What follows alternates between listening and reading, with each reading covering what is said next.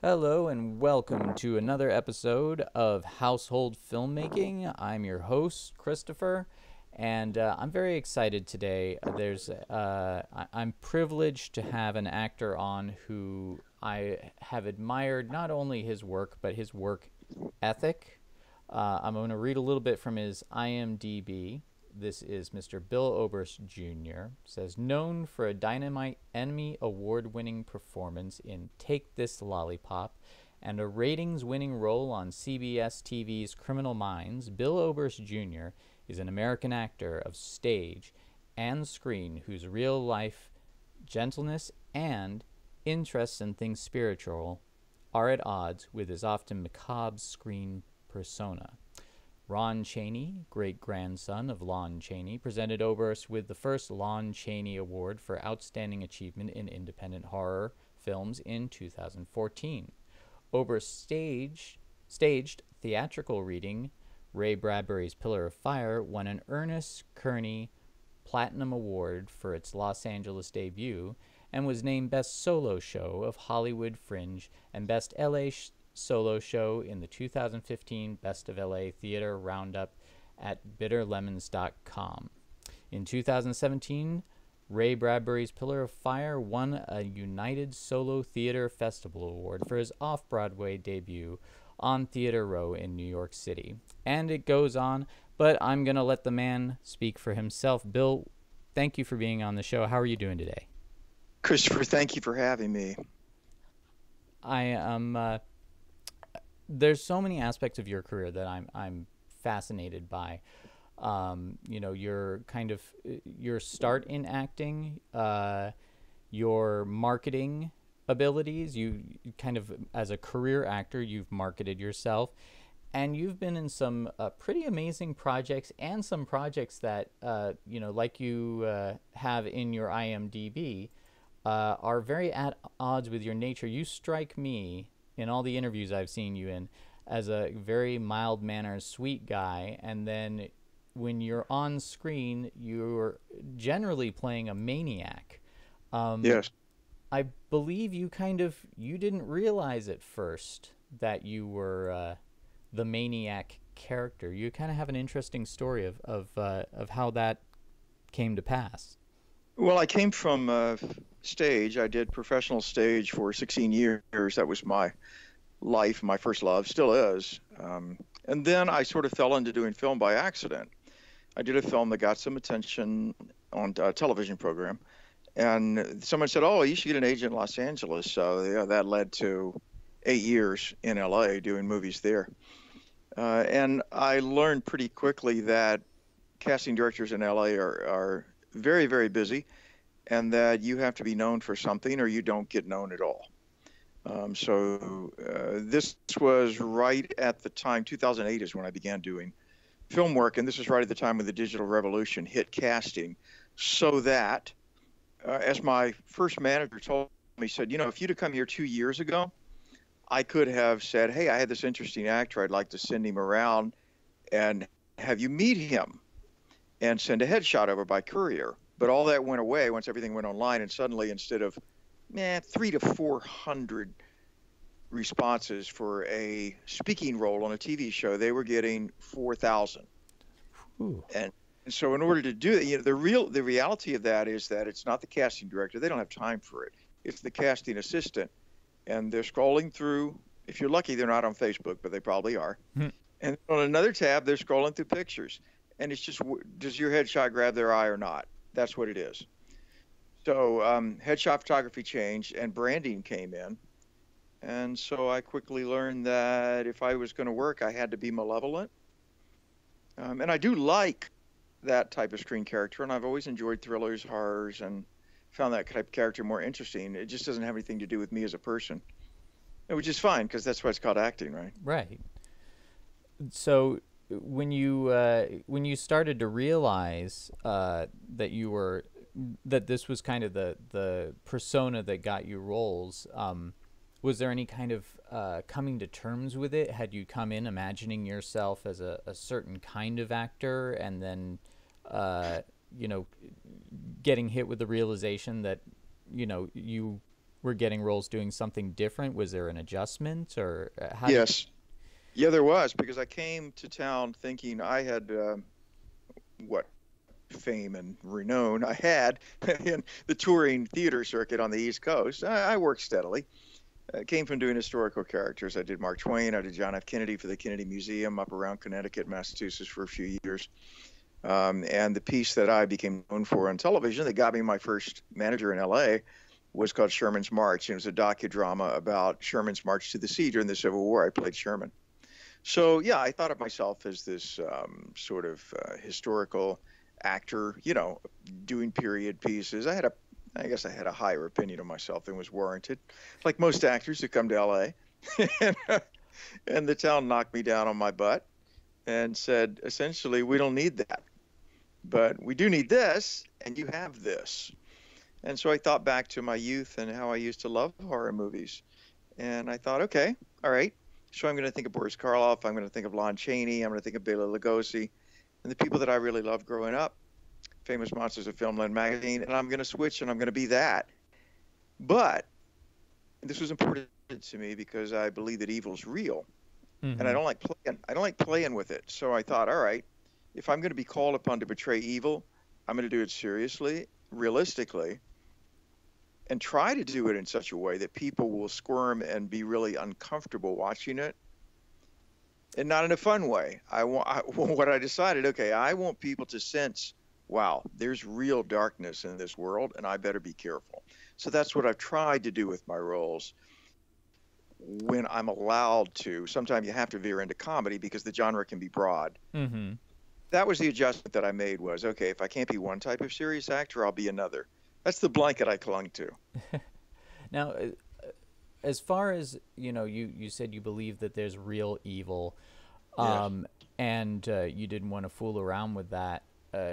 Again, you've always struck me as a very mild-mannered. I don't want to say mild-mannered. You're obviously an assertive person. I think anyone that's going to be successful as an actor has to be.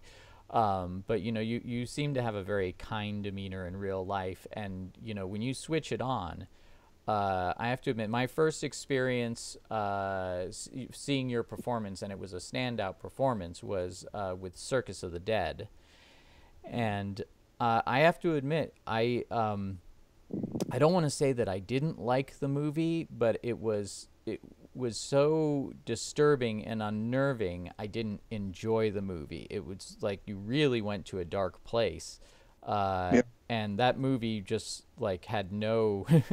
you just kind of left you with a really kind of left you in a dark. Oh, excuse the dog's scratching. I don't know if you can hear that in the recorder. Hey, Wally. Stop scratching. He looked at me like, you're talking to me. Anyway, oh, there go the ears flapping. Hey, Polly.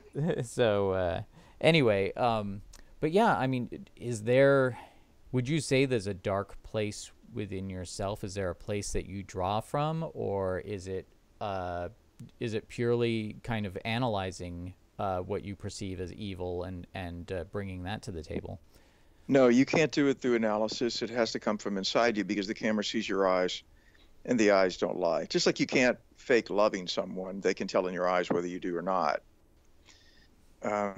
So you mentioned Circus of the Dead. I can't watch that movie again. I've only seen it once, and I can't watch it again because the character is so disturbing to me. It was a disturbing shoot. And this is an interesting sort of aside.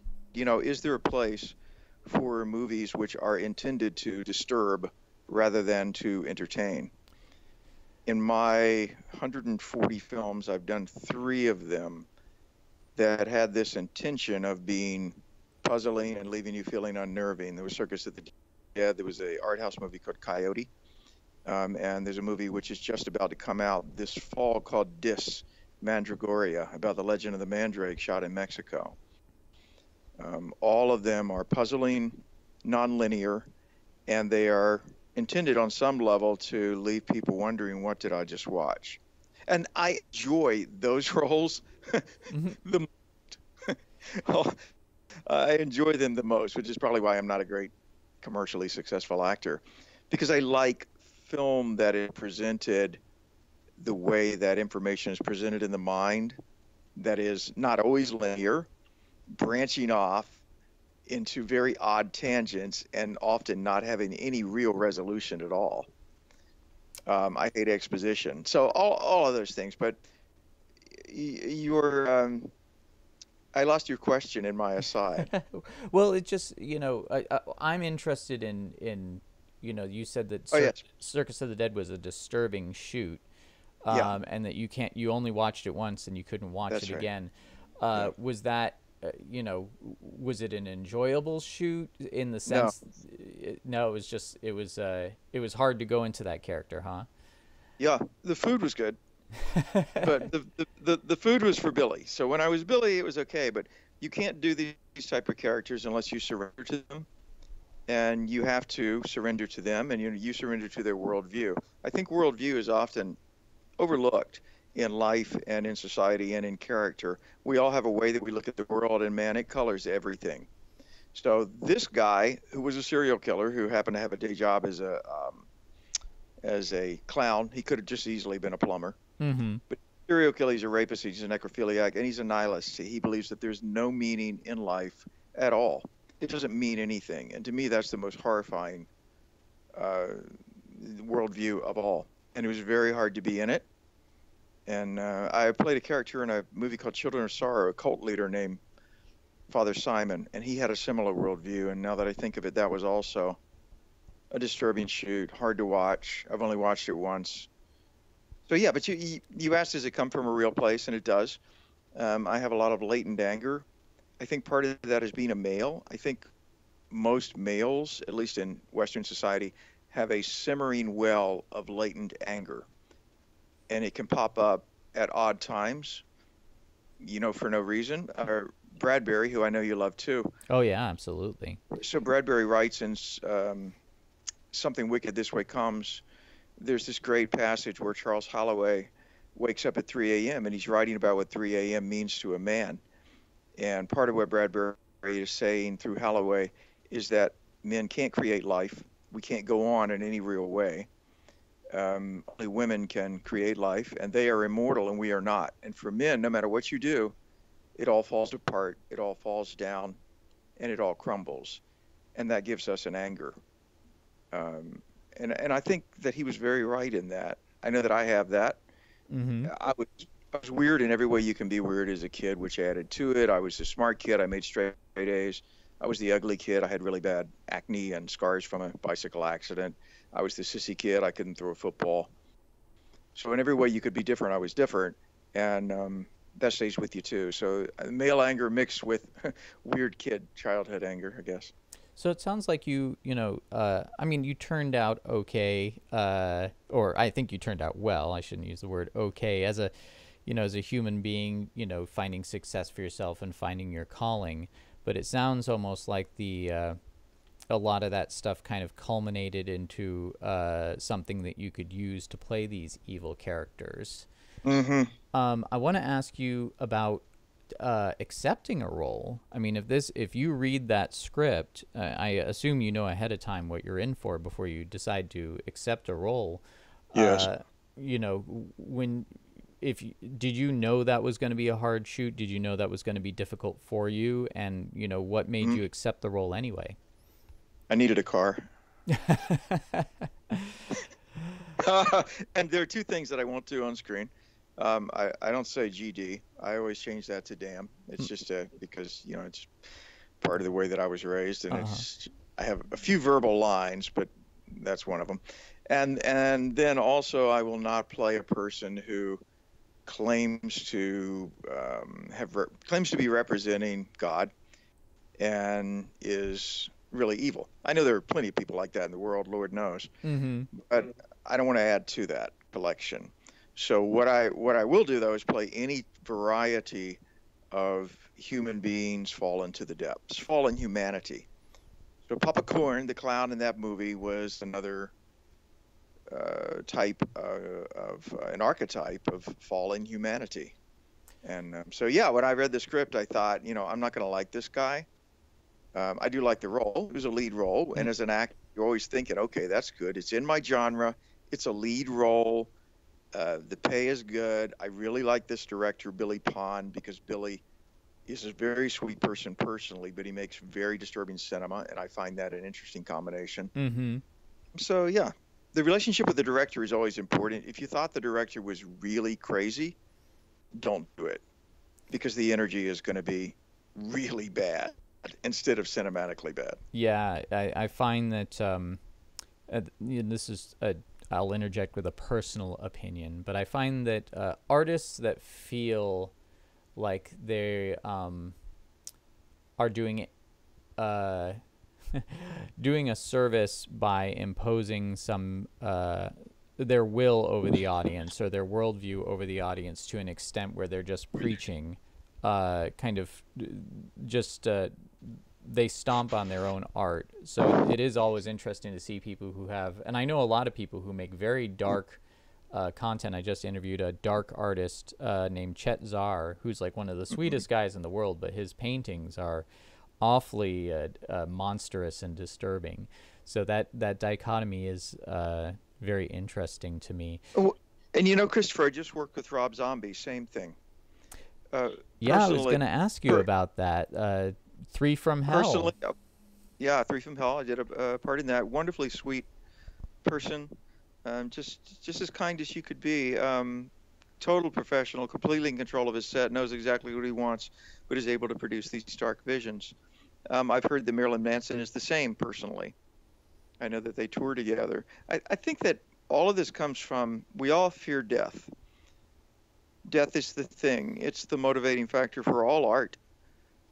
If you want to have beauty, if you want to have aestheticism, the reason that you want to have that is because you know that eventually there is annihilation and decay. And it's how you deal with the fear of death.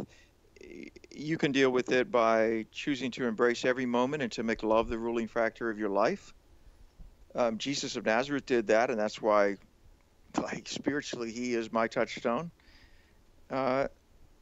Or you can just not deal with it at all, and then I think you end up with the plasticity and the emptiness of celebrity culture. Celebrity culture, I mean, I understand it's a business, but in general, it's not dealing with the reality of death. And if you live in that mindset, then when someone even brings up death, oh my God, that's horrible. Oh, that's morbid. Oh, that's terrible. So horror people go the other direction, and they say, I'm going to embrace death and wrap its spectral hands around me now so that I won't fear it when it comes.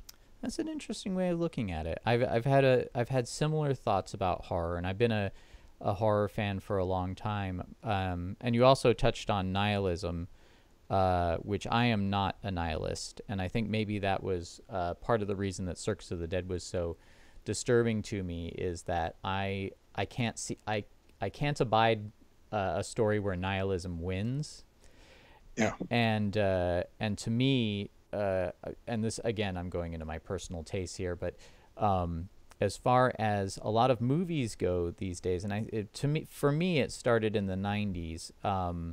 I always saw horror as almost like an exercise in hope, that even though there are these this chaos around us and these horrible things that will eat you or destroy you or tear you apart in any other way, there's still characters in there that through luck and just sheer human perseverance and force of will survive. And that for me, and I feel like for the audience, it's an exercise in we're not gathered around the campfire anymore, with the wilderness around us, and the sounds coming out of the dark that we don't know who they are, and the storytellers try and tell us tales of what's going on out there. Now we gather in theaters, but I still feel like the screen is telling us a story, and I always thought that horror was kind of there to tell us, like, yeah, you could get eaten, but you could survive too. And then the trend of kind of horror coming out that was just like, like Alien 3 really kind of rubbed me the wrong way. Like, hey, all that message of survival in the last movie, well, we're just going to step on that for you and tell you a different story about how, anyway, I'm going off on a tangent, but the points you've touched on really resonate with me. But Anyway. And I think that what you're saying was true for a long time. There were some notable exceptions, like the original 31 Frankenstein. As it was originally edited, the movie ends with Frankenstein's monster dying in the fire and Frankenstein's himself being thrown to the ground. So everybody's dead and the place is burning down. But when they ran it for test audiences, people were horrified, and so they tacked on the happy ending of Baron Frankenstein toasting his son, which you see in the distant background because it's not the same actor, and say everything's going to be okay and there'll be a wedding after all. But that was the original ending. It didn't go well, and I guess that started horror off with, okay, we have to have a sort of an optimistic ending. Oh, go ahead. And well, I was just going to say also that once the digital age came and everybody could make a movie, then you've got a quandary as a filmmaker. Do you try to make a low-budget version of the big stuff, or do you do something really different? And I guess that's why I have navigated towards the horror movies that are non-linear, that try to, or they don't worry so much about wrapping everything up in a neat package, because those tend to stand out in a digital environment because there's less that they can be compared to. Because the kiss of death for an indie filmmaker is to have your movie, your genre movie, playing on one tab, and then on the next tab they can put on the $20 million Hollywood version of it, and then go back and forth and say that yours sucks. Yeah, that's a good point. And I always kind of thought of it in the opposite direction, because I always loved the Roger Corman movies. We're like, hey, look, Roger Corman's ripping off Star Wars. Let's watch that. It could be fun. But yeah, going kind of moving on, because there's several there's movies on your IMDb, and as at the current time of this interview, there's 177 credits on your IMDb. A lot of it's announced pre-production, that sort of thing, and it's great that so many people want you. So, and I see some movies I look at and I go, that looks like it actually could be really entertaining in a campy way. Like one of them was, I came across the trailer for, I think it was like Nude Nuns with Guns or something like that. Does your agent come to you with this stuff and go like, hey, you're gonna do Nude Nuns with Guns, or is there something you see in that and go like, okay, that's a campy title, but there's something in this character that I can bring out and add to the film, whether it be corny or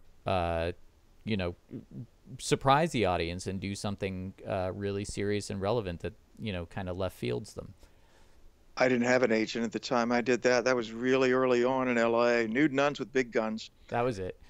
I saw the title online. That was during the peanut butter period, when the agent I had been sending me out for Soccer Dad commercials, and one of the DPs who was running the camera at one of the auditions told me, he said, "Dude, you look like the Soccer Dad is going to kill the team and eat them." You're wasting your time. So I wasn't established in horror yet, but I wasn't getting work, and I was really, truly about to starve, really just peanut butter. And so I saw this movie online, because you submit every day, all day long, and the title was Nude Nuns with Big Guns. And I thought, all right, I know that will get attention. So let me see if there's a part for me. And there wasn't, but I went to the audition anyway, and talked to them and said, if you'll write a part for me, I'll do a really great job. And I really sold myself. And so they did. And I got killed off in the first few minutes. Yeah. But that's, to be honest with you, that's exactly why I did that movie, was because I knew that it would get a lot of attention. And sure enough, it helped. Because as an actor, you're always trying to balance, I want to be an artistic, serious actor, and I've got to be noticed. Yeah, you got to eat. I definitely understand that. And now that's really interesting to me as well, is you actually went to the audition, there wasn't a role for you, and you talked your way in anyway. I've done that lots of times. Really? I've done that lots of times. Yeah, I cold call producers a lot, because producers want to work with people who aren't bitches, who are going to be no drama on set, who are going to work hard and turn in a respectable performance. That's as important to them as having some outlandish talent. In fact, it's probably more important. So I always will sell myself to producers.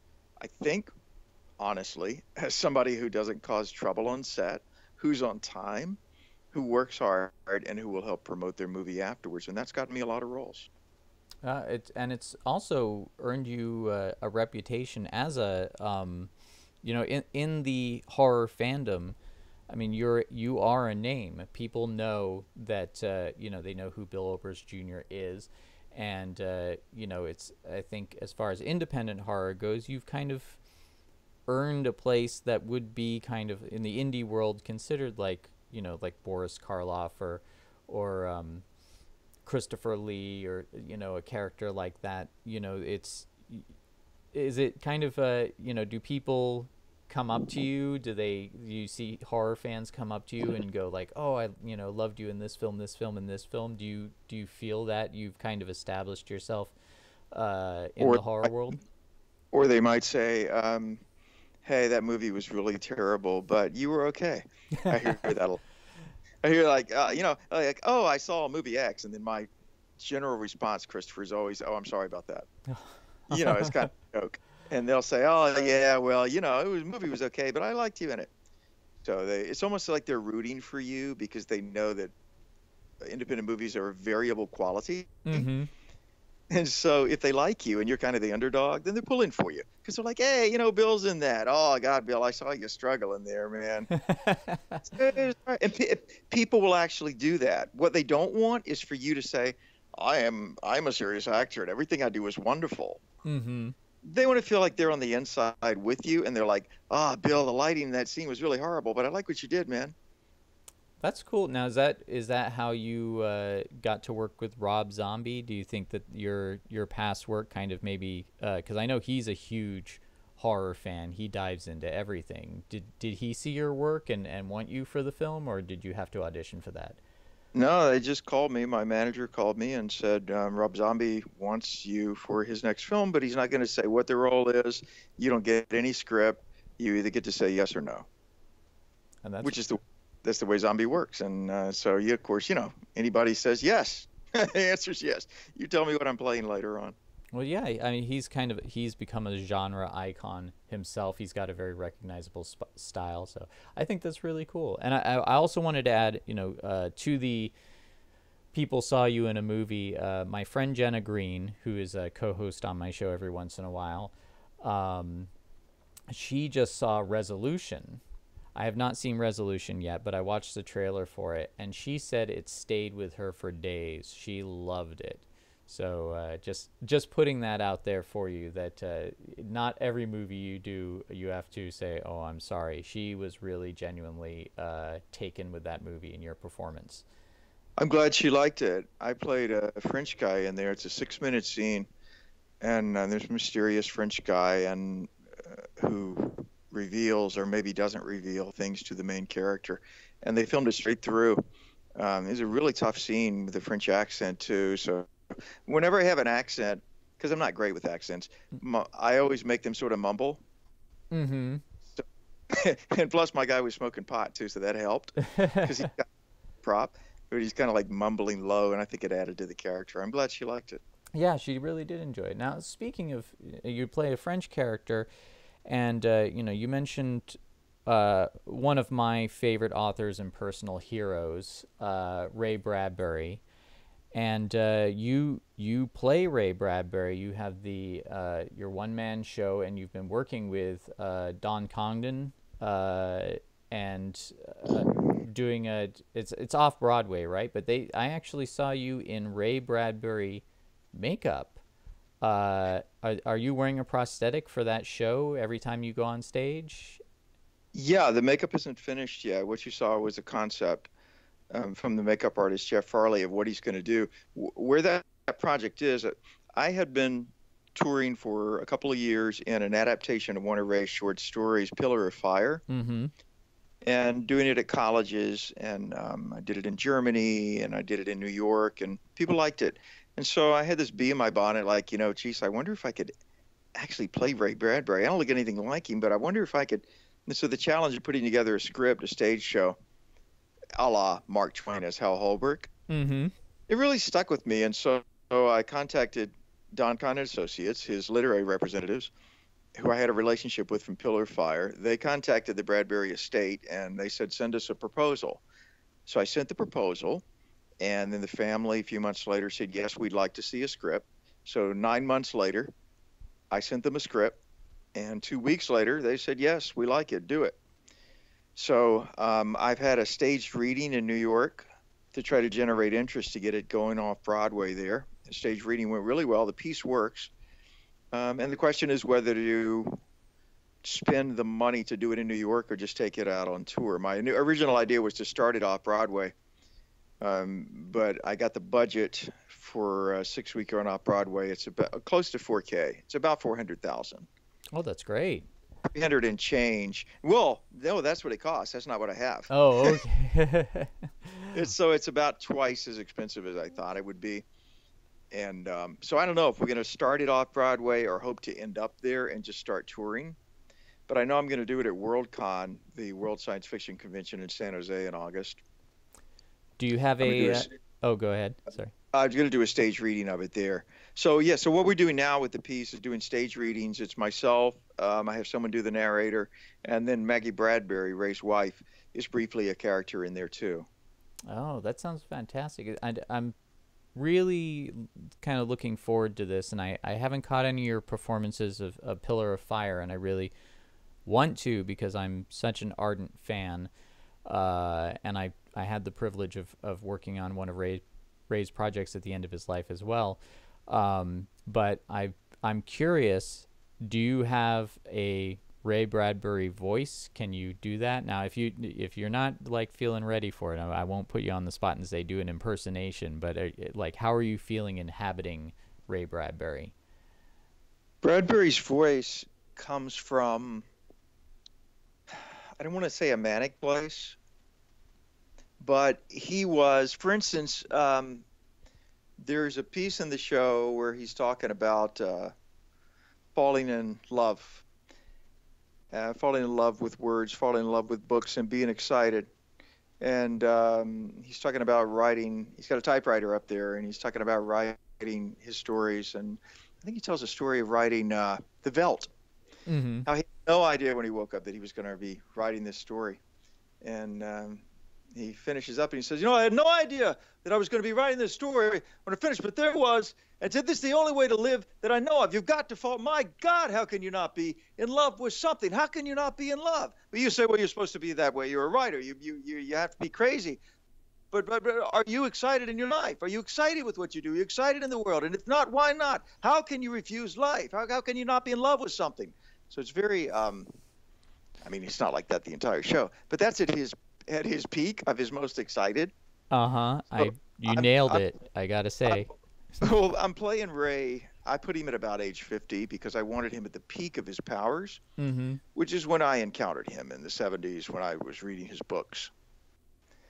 So that's the Ray that I'm playing. And it's funny that when you Google Ray Bradbury, people don't know anything about him. Mostly what they'll find is the 80 and 90-year-old Bradbury. Mm-hmm. And so he's an older man, and he's telling stories that have been codified and petrified from being told decade after decade after decade. And I wanted to get him when he was a little bit fresher. So that's what I'm playing him, is about the 70s, about the time of the Mariner launch, the Mars launch. And that's my goal for doing it, besides just really enjoying it myself, was to get people to fall in love and with imagination. Because Ray said that love and imagination have to be the center of life or it's not worth a damn. Mm-hmm. And I believe that, but I don't see that much in culture or society anymore.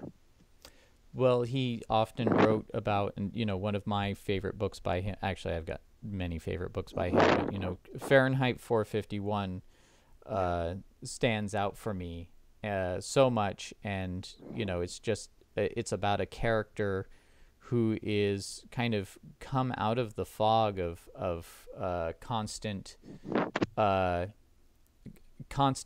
just kind of, I don't even want to say anger. I think it's driven by anger in a lot of the characters in the story, but it's kind of like a perpetual kind of autopilot. And suddenly he's a character that comes out of that, and he discovers another character who says, like, yeah, there's there's love, and there's the moon, and there's dandelions, and he's having to deal with those realizations. He writes it as quite a shock to the character, which I thought was a fantastic way to approach it. And of course, there's the wonderful poetry in everything he writes as well. I think that he found a way to make words beautiful in everything that he wrote. So regardless of what it was, you just you watch or you listen to the lines if they're said by an actor, and there's just a beauty and a joy to listen to them. I mean, I'm sure you've seen The Wonderful Ice Cream Suit. Oh, yes. Yeah, wonderful. There's a whole other aspect of Ray was his plays. Yet I did Pillar of Fire in Germany. It's interesting that his work is known all over the world. They knew who he was. And I had a lot of non-English speakers come because they liked the poetry and they knew the story. And afterwards, many of them, would come up and speak, and they'd have a friend translator who spoke English. So I'd be like, wow, you don't speak English, and you came to an English-speaking theater production.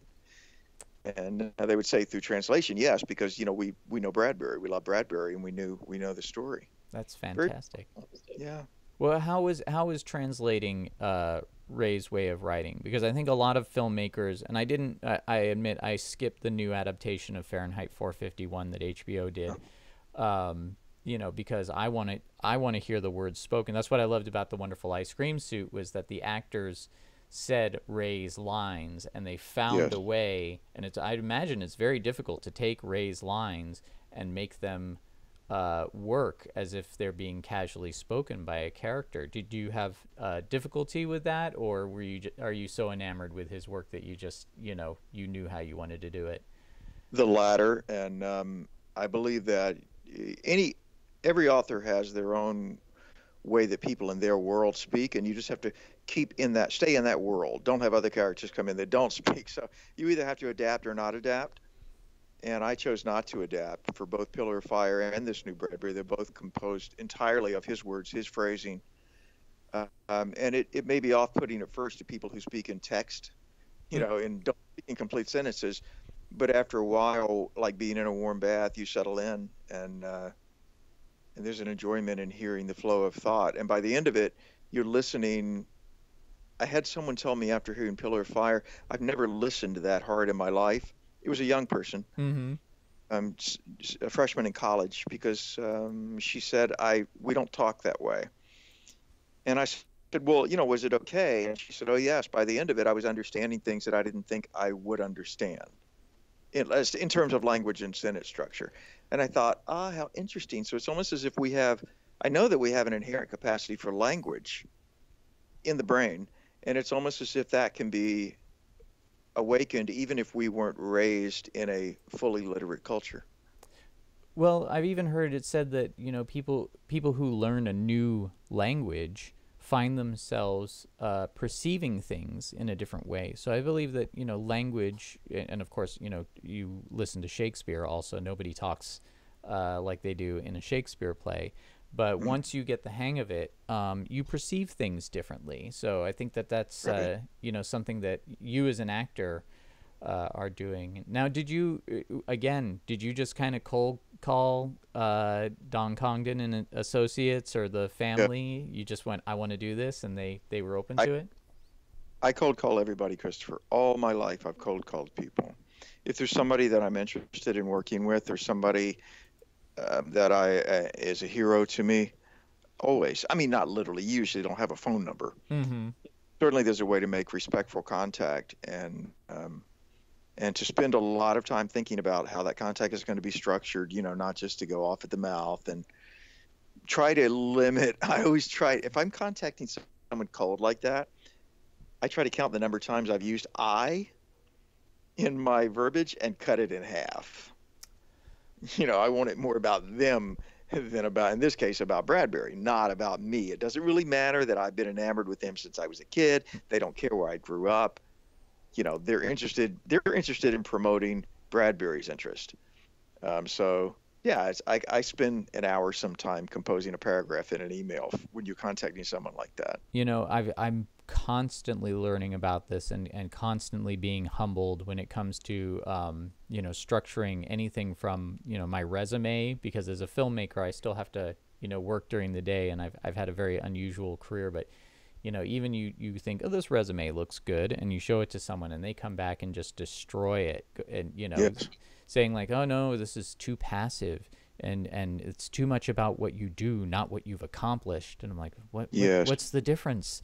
I've got to learn what the difference between what I do and what I've accomplished is. And then when it comes to I just finished writing a book that was a behind the scenes thing, and I had no idea. I guess this is whole would rule. Anything could, would, should. Like if it's in your, like, I had to go and like re-edit my entire book and just pull those out because apparently that weakens it. So it seems like language is not just, what you're dealing with in front of the camera on the stage. It's what you're dealing with when you're promoting yourself, or when you're pitching yourself to a project. It seems like, has it ever backfired on you? Have you ever called someone and just or that you convinced them and then it went horribly wrong? I mean, is there a risk in that? No, there's no risk. They'll either say yes or no. In Los Angeles, they'll always tell you yes, which usually will mean no. Because the culture in Los Angeles is, Christopher, we have got to have lunch. How about Thursday at the Bourgeois Cafe? Is that okay with you? Oh my God, I will see you then Thursday at 2. And then Thursday at 1, they'll send you a text, say, I'm sorry, I can't make it, love you. In New York City, they'll say no, either no, I don't want to meet with you, or yeah, let's do that. But the answer is no. There's never any risk of, you're not going to bother people if you address them respectfully. But I assume that many of your listeners are filmmakers. Yeah, Okay. it's funny that I have listeners who are filmmakers, and I have listeners who are fans that just love hearing about the process. And I think a lot of my patronage, I have a Patreon, which I could probably talk about more than I should on the show. But a lot of my patrons are people who also wanted to do it, but took the day job and never got back to pursuing it. Which I've actually, this is something that has been on my mind a lot lately, because everybody, very well-meaning people, always want you to take the day job. And they'll try and frighten you into taking it. Like, oh, what if your ambitions never pan out? Think about your family. How are you going to pay the bills this month, and that sort of thing. And I've always struggled with that and found a way.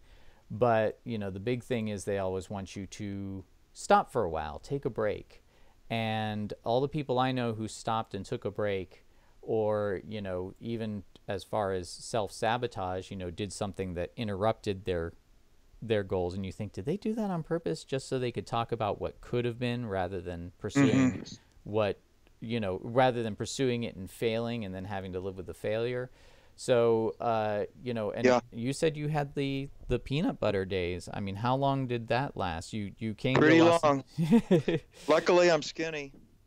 But I came to LA. People write now frequently. Actors will write and say, "Oh, let's invite some moving to LA," because I've done a couple of videos on the subject for Film Courage. Mm-hmm.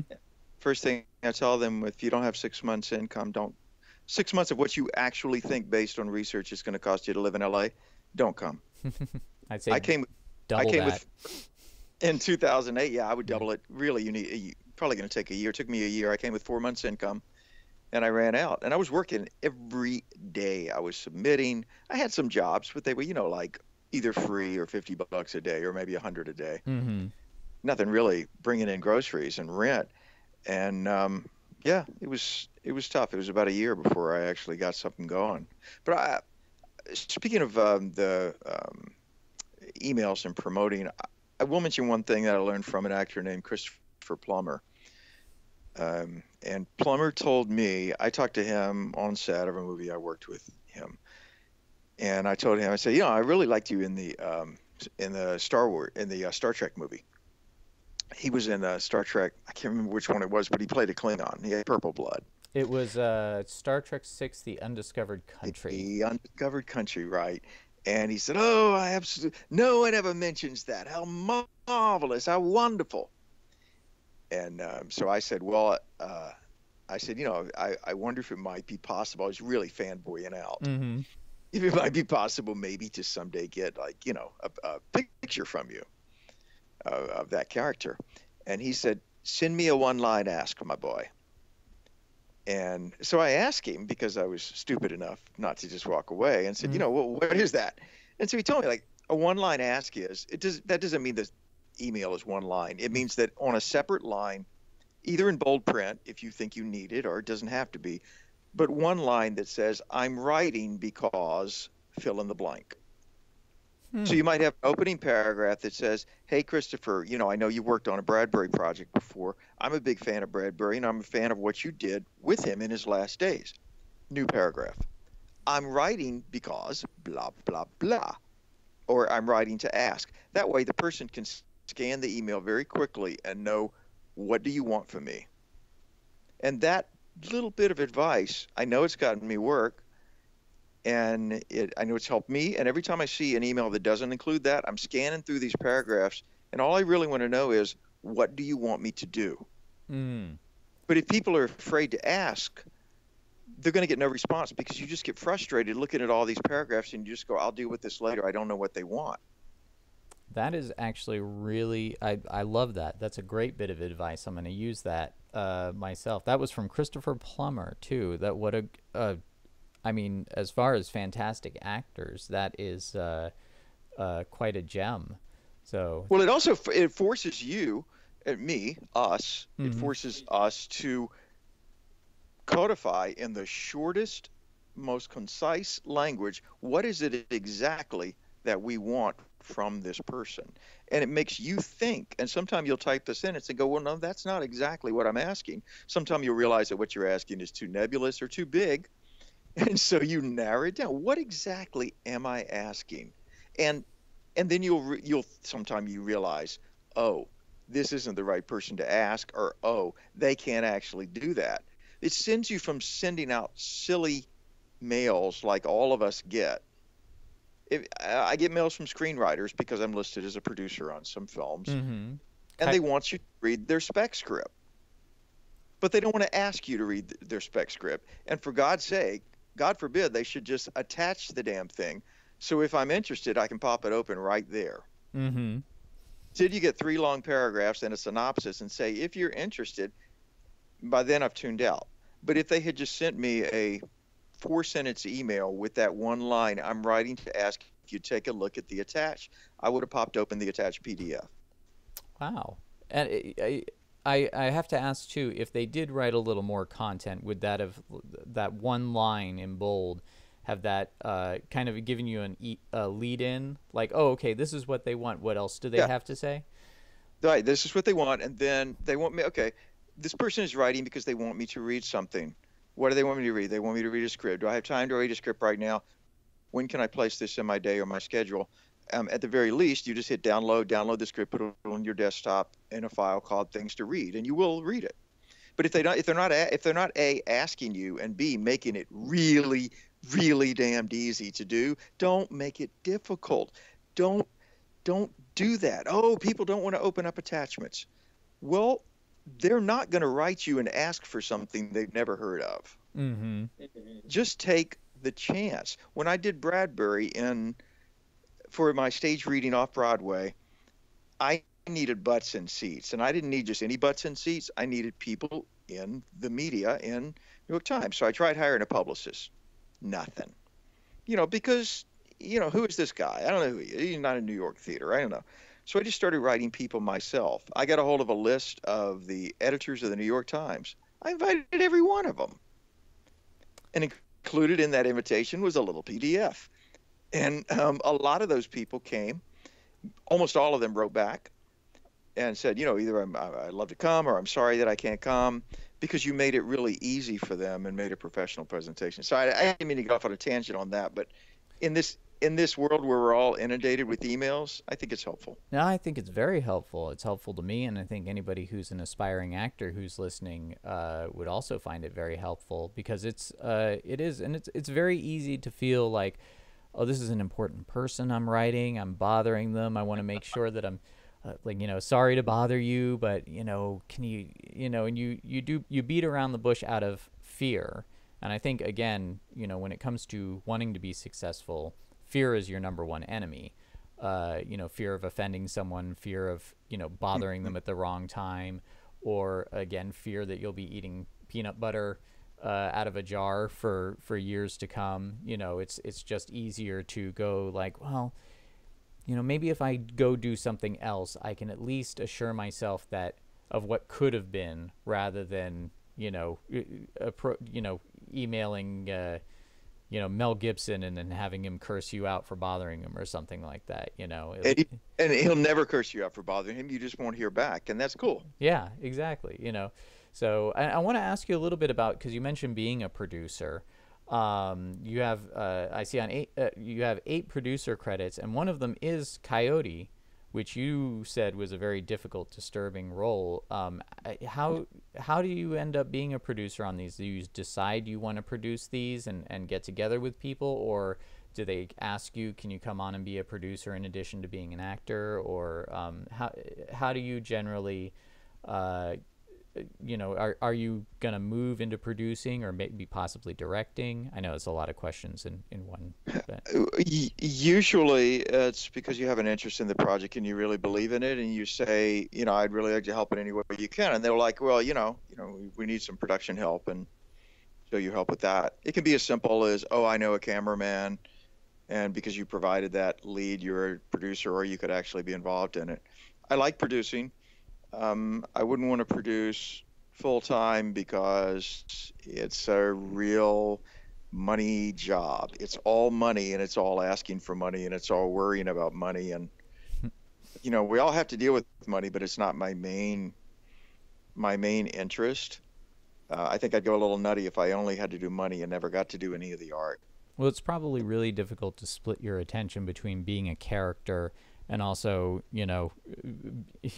one minute you're foaming at the mouth and chewing on a squirrel, and the next minute you're on the phone and you still got bits of fur in your teeth and you're trying to be polite and get what you need. So I'm sure that making that split is also probably not ideal.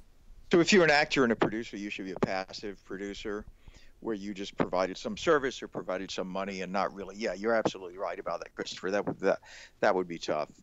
Directing yourself, I think, would be the same way. But I am interested in directing in general. It's a really tough job. I've watched about 100 people do it now, guys and girls, and I have some ideas on how it should be done.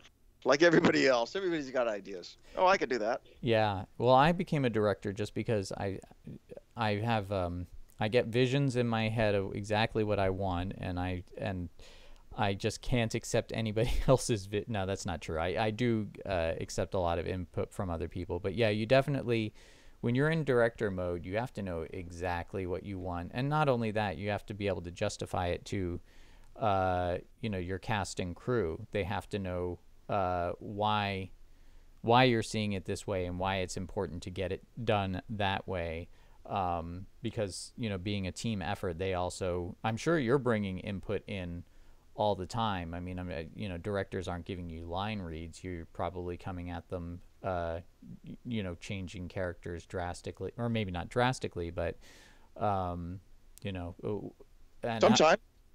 Yeah, I just did one recently where every single day, every night before, I would go through the scene and suggest some minor changes in my dialogue, and I would send it off that night to the director, because I knew I couldn't, if I sent it all at once, it would be ignored. Mm-hmm.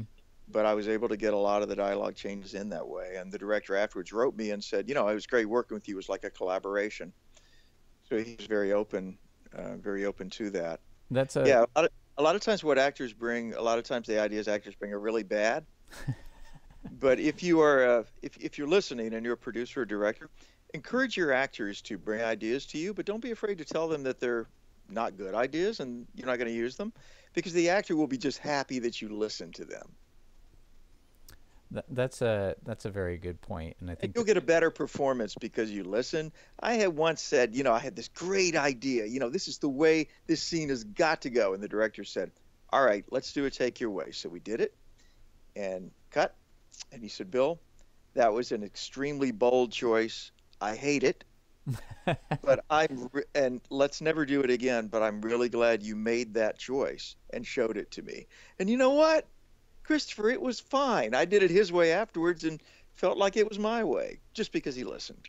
So, as a director, I love hearing about what actors respond to, and I think I think for me, I definitely want to hear more from the actors. I heard the story. It was Sergio Leone, who I think he did A Fistful of Dollars with Clint Eastwood. I think that was the first movie they did together, and there was a lot of dialogue in the script, and Clint Eastwood, and I'm always hearing that actors want more lines, but Clint Eastwood started like crossing out lines, going, you don't need to do this, you don't need to say this, I can do this with a look, and sort of thing. And believe editing my own films, God, I know that I write way too much dialogue for my actors. So I'm with Eastwood, man. If we can say it with a look, let's say it with a look, because film's a visual medium. The less yapping, the better. Have you ever had a director go like, well, maybe this is diving into the territory of I don't want to ask you to say anything that might be self-grandiosizing. That's not a real word. But, do you feel like there's ever been a time where a discussion with the director has like saved a character? Oh, yeah, that would be grandiose to say such a thing. I hope I might have done some good in the past. I know that there have been times where the director, here's something I say is not grandiose. I've had a couple of cases, 5 that I can think of offhand, where a director was brought on to replace a previous director. And so they're working quickly under the gun with a movie that's pretty much ready for production, but they're the new director. And they weren't involved in the input of the original, and so I'm asking script questions. Why did this happen? Why did this happen? What's the motivation? And the real answer is, I don't know, but let's figure it out. And so then you work with the director to try to put some motivation in.